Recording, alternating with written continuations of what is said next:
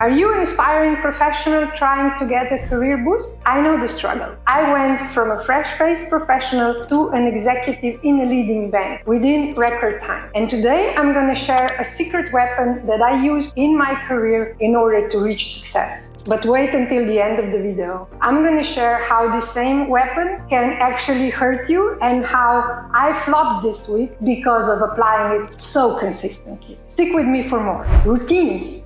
I'm talking about routines. You ever wondered why successful people swear by their routines? It's not just a buzzword, it's a game changer. And today I'm not just giving advice, I'm actually handing you my keys to success in the financial sector. And these keys to success include implementing routines. So stay tuned, because I'm going to share exactly why routines work and how you can implement them on a practical example into your workday. Let's kick things off with the basics. It's all in the brain game. Our brain loves routines. And let me tell you why. Even from the beginning of our lives, our brains really love routines. And if you ask any parent, they will tell you that basically when they started implementing a routine with their kid, their lives changed because our brain are so in love with routines. But why are brain loving routines so much? Let me tell you. For our brain, routines are like pathways within the forest. And the more you walk the same pathway, the more you are accustomed to it, you feel comforted, and you feel that you know what you can expect. So the more you use the same pathway, the same routine, the more brain relaxes and can push more energy to more important new things. So routine activities actually create neural pathways within our brain. And the more you use a certain routine, the more these pathways become strong. So how can we use this love relationship between our brain and routines in our advantage? First up, stress reduction.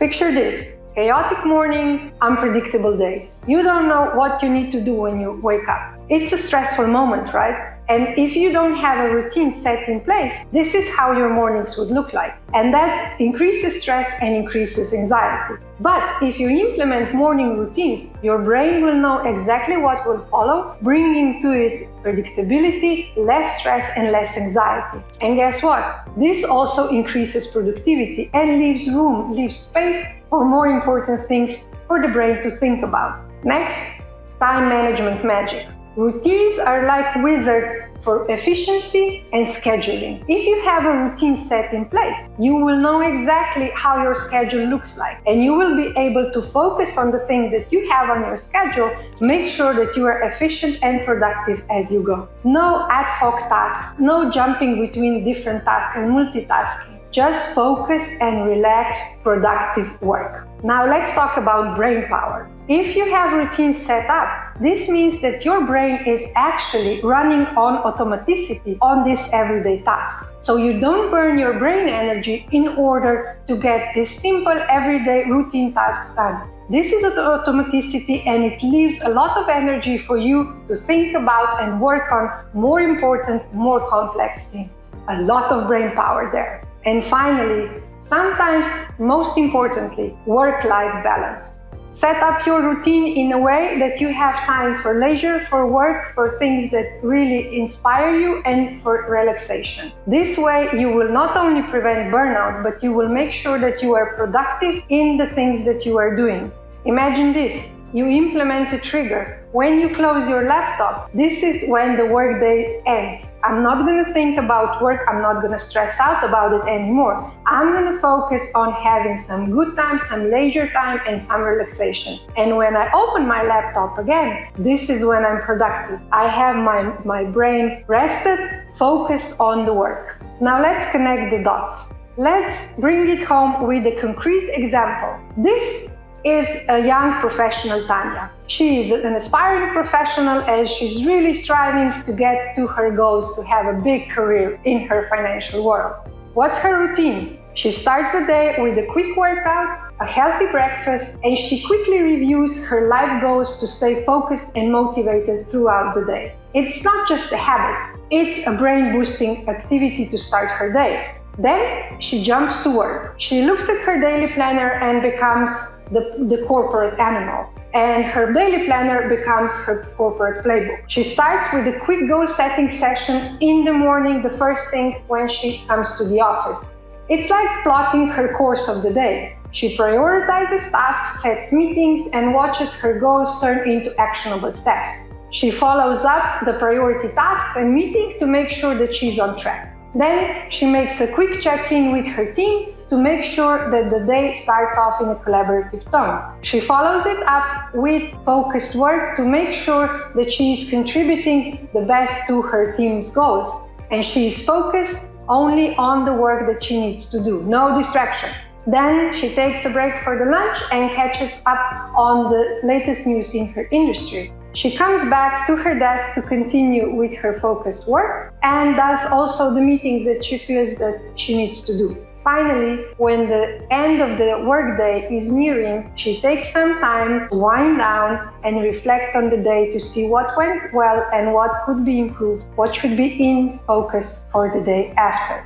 She closes her laptop, and this is the trigger for her to stop thinking about work and think about what is she gonna do in order to relax, to regain energy and have some rest time. She goes out to meet some friends and then come home to watch a movie. Before bed, she has a consistency routine set in place as well. For her, it's like a bedtime routine. Basically, what she does is thinks about the achievements again that she was able to accomplish in that day and what could be the areas of improvement. But more importantly, she thinks about the 3 things that she wants to achieve the next day. A general overview of her agenda that will drive her routine in the morning when she wakes up. And then she makes sure that she gets well rested.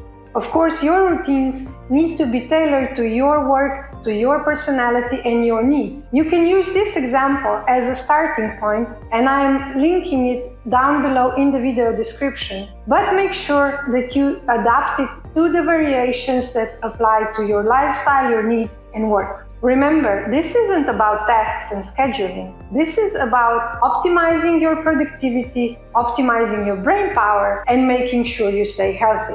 Now, before we wrap up, let me give you 3 simple tips to start with. Number 1, start small and build gradually. Number 2, tailor your routine to your career goals. And finally, embrace flexibility within your routine to adapt to the dynamic nature of, life, work, everything around us. And this last one, it's a bit tricky, right? Because routines and flexibility doesn't sound like something that goes hand in hand. But the fact is that we need to be flexible, and you need to be flexible with your routines as well. What happens if you ignore this 3rd tip? Well, now it's time to reveal my this week's flop. I'm so obsessed with productivity, schedules, getting things done in time, making the most out of my time. I am really sticking to routines and I'm really sticking to my schedules, which is great. I found it very useful. I think it works for me. Is just one little thing, and that is sometimes life just gets in your way. So what happened to me this week is I had my schedule for Monday all set up. And in my schedule, it was a time blocked for filming these videos to share with you. And I had a 4-hour slot booked, and I really wanted to make some good videos. What happened was that I sat down at the time when I said, this is when I'm going to start, I'm all ready and everything. I sat down, looked at the camera, and my brain just went blank. There was no way that I could compose a full sentence in a way that you guys could understand. Now, I was doing that for 2 hours, and I was trying different things, how to get myself going, and only after 2 hours, I realized this day is just not meant for filming. I cannot do this today. And after I realized that this day is not going to be the day that I'm going to film anything, I put down the camera and I said, okay, now I'm going to do something different, and I'm going to work on different projects that I also do in my life and make the most out of the time. Which was great, because then I picked up the other project that I'm working on currently, and I did a lot on that project. I was very productive, but I still lost 2 hours of my day because I was so strung up that I needed to work on the schedule, on my routine, that I wasted 2 hours of my precious time in order to get where I thought that I should be going that day. And that's the thing, right? I lost 2 hours of my precious time because I was so hung up on getting things done as I thought that I should on that day. But the thing is that I was in no mood really to film, and it was impossible for me to do what I was supposed to be doing at the time. I should have given up after half an hour and say, okay, let's call it a day regarding this project and let's just jump to the other one where I can be productive. I couldn't do it because I was so focused on my schedule, on my routine, and what I wanted to get done on that day. I forgot that basically sometimes it just doesn't work in a way that you have planned for. And I ignored that fact for 2 hours instead of saying after half an hour, okay, today this is not going to work. Let's do something where I can be productive. And yeah, the lesson from this fail, from this flop of this week is schedules are great, routines are great, but you also need to consider the moment in life because sometimes it just doesn't work. And in that case, don't spend too much time on something that you cannot achieve on that day. Push it aside for a bit, and the next day or in the next hour, you will be better. And in the meantime, focus on what you can actually do, what you can achieve. I hope you learned something from my fail. I don't want you to repeat my mistakes. That's why I'm sharing them with you. And there you have it. If you found this video valuable, do sign up, leave a comment below which of your routines is the most difficult to implement or which is the easiest and what works best for you. Also, don't forget to subscribe to hear more about my flops, but also the things that I have learned throughout my financial career. I'm cheering for you. Bye-bye.